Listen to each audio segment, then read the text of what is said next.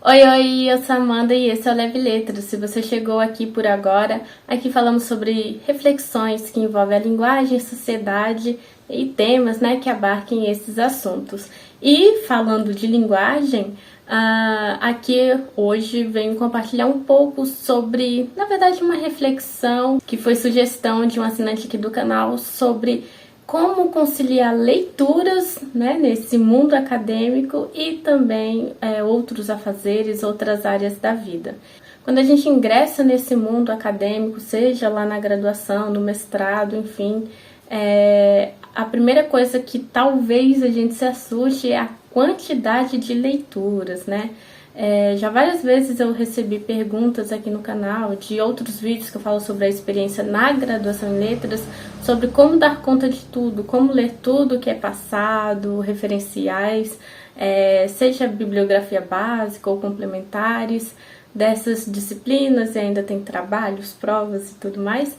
E aí a gente fica assim, num primeiro momento, ok, eu tenho que ler tudo, e aí depois talvez eu não dê conta de tudo, mas isso vai me tornar uma péssima pessoa, um péssimo ou péssima estudante. Como que eu faço com tudo isso? Então, se você já se sentiu angustiado em algum momento, e eu acredito que sim, Porque que é a vida se não algumas angústias que vão perpassando aí, os momentos, e a gente vai aprendendo a lidar no processo. Mas de pensar essa questão de leitura e outros afazeres, então vamos refletir um pouquinho, porque às vezes a gente tem uma ideia de que precisa dar conta de tudo. E o que é dar conta de tudo, Quando a gente pensa aqui no primeiro momento apenas o aspecto de leitura, temos a leitura acadêmica para disciplina, para trabalhos, se for no sentido de mestrado, doutorado, os referenciais para compor aquela pesquisa. Então realmente um monte de leitura, a gente lê e aí de repente aparecem mais 5, e aí você lê mais uma, aparece mais 10. E aí a gente fala, tá, como equilibrar tudo isso? Então o primeiro ponto aqui é entender que o equilíbrio não é sobre dar conta de tudo, mas saber que em determinados momentos algumas coisas serão deixadas de lado. Então, saber que em determinados momentos a gente vai acabar precisando abrir mão de algumas coisas deixa isso um pouco mais leve. E como assim abrir mão de algumas coisas? Não sou eu que vou te dar essa resposta. Isso é um trabalho reflexivo da própria vida, e cada sujeito é único, tem as suas condições ali, é uma situação, e isso não é universal. Mas entender que em determinados momentos uma coisa ou outra vai ficar de lado, se pregou muito, se fala muito de equilibrar os pratinhos, como se a gente desse conta de equilibrar todos os pratinhos de uma vez só. Entender que às vezes um ou outro pratinho vai cair, talvez ele fique machucado, talvez ele quebre, mas espero que não quebre, apenas caia. E saber que tá tudo bem e que com o tempo você vai pegar esse pratinho de novo e colocar ele na trilha.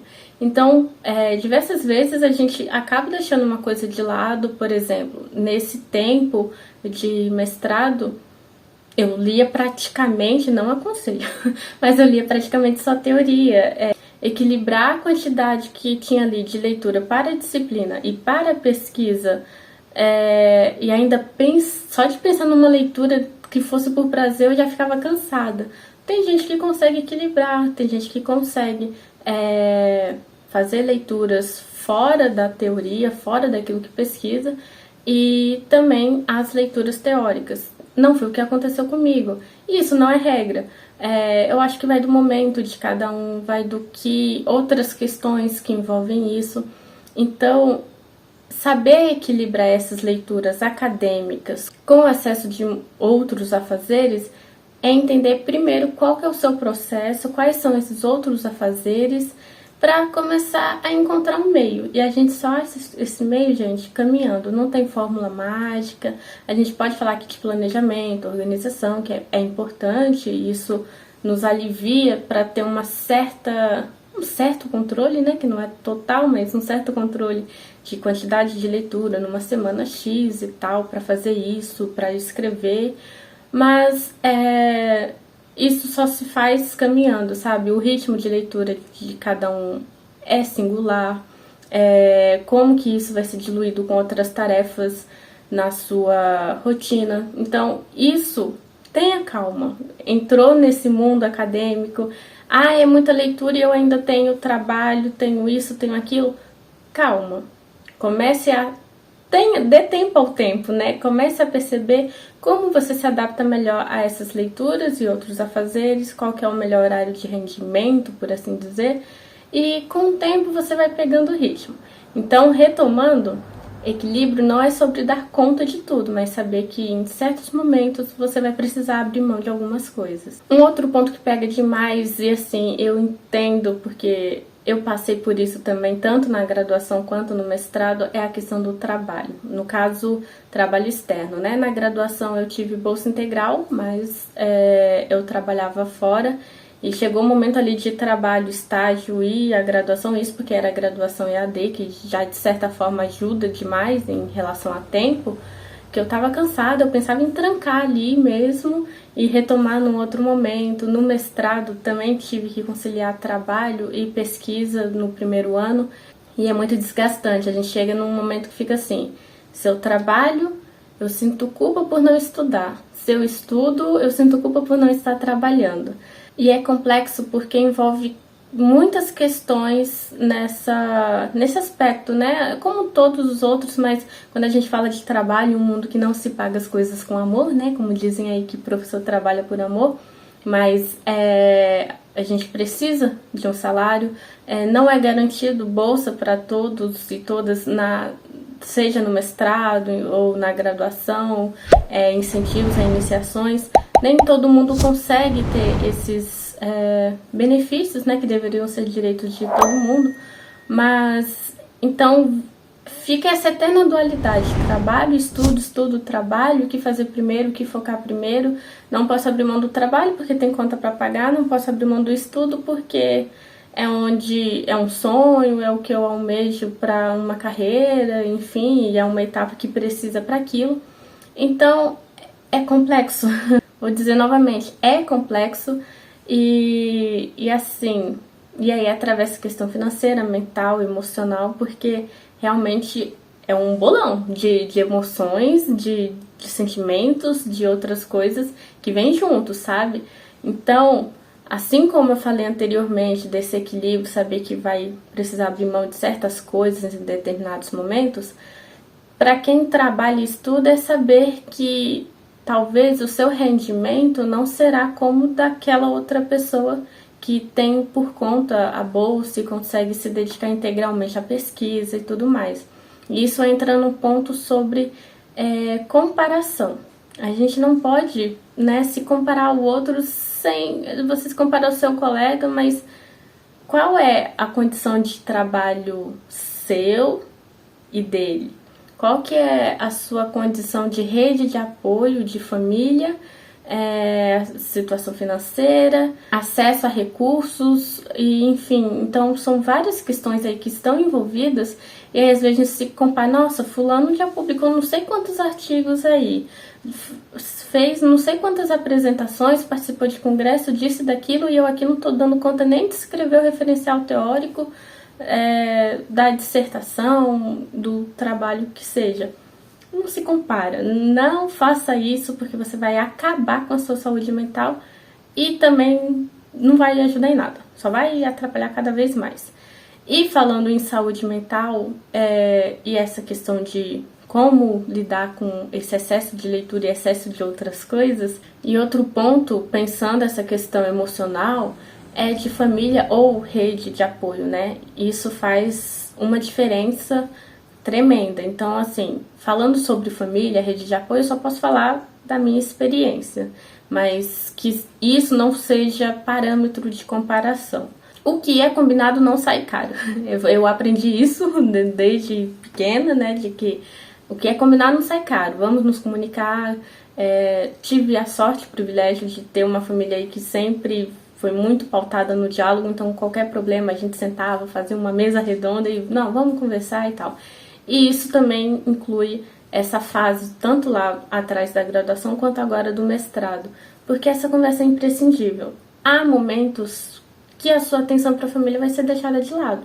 Tô falando pra você ignorar, se enclausular e se prender no quarto, não sair pra nada, não viver, não, sei lá, não colocar o pé na rua, não falar com a família. Não, jamais, não faça isso, porque isso vai ser horrível.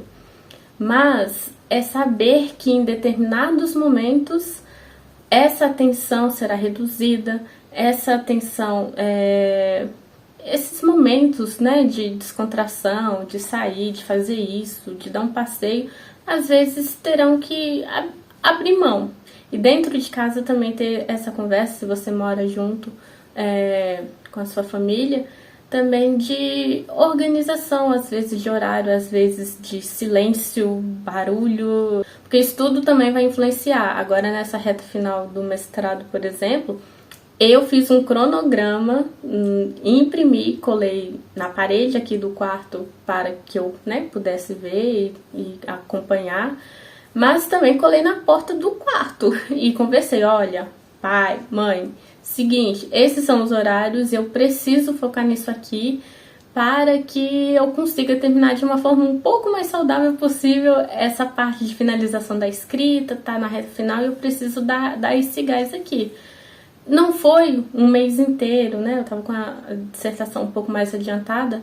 Então, e mesmo se fosse um mês de uma vida toda, né, gente? É um mês, ou uma semana, eu não sei, o tempo é de cada um.